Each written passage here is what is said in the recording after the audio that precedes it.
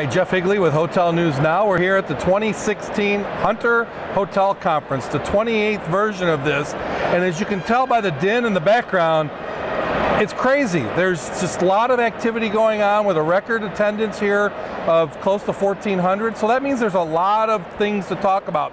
First and foremost, on the opening session this afternoon, Blackstone confirmed that indeed there is a deal between Anbang and Blackstone to acquire strategic hotels. It's not closed yet, but there is a deal in place for $6.5 billion. Brian Kim from Blackstone confirmed that. So that was kind of the big news. But in general, you can tell that this is a Main Street conference in terms of there are guys and women here that have 20, 30 hotels in their portfolio, and there's really an air of optimism that is lacked at some of the other conferences in the industry because they're not affected by what's going on in New York. And somebody on stage put it best saying, the doom and gloom around the industry is really centered on Manhattan.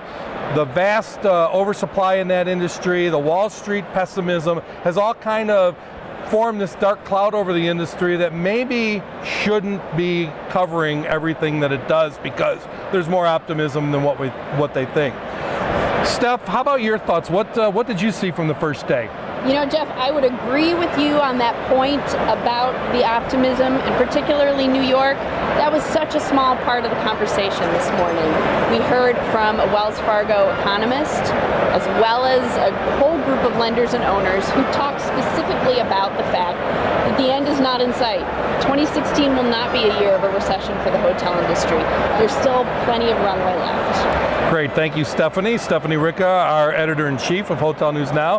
Now we're going to turn it over to Danielle Hess, the reporter for HN and the newest member of the staff. Danielle, this is your first conference. What's your takeaway? Today I heard a lot about change that's coming to the industry. Today in the welcome session, Bob Hunter put it best when he said, times they are changing.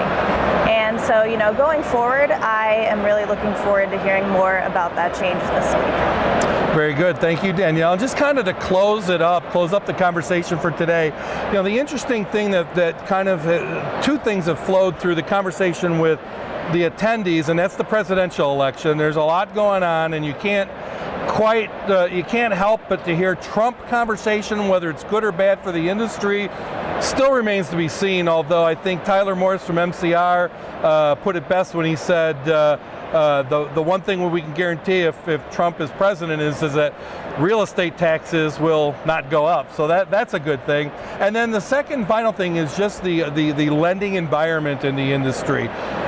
Prices for debt are up about 200 basis points over the last 12 months, and there's a horizon of a number of loans that will need to be refinanced over the next 24 to 36 months. So as we get to the fourth quarter of 2016, we'll start seeing that develop.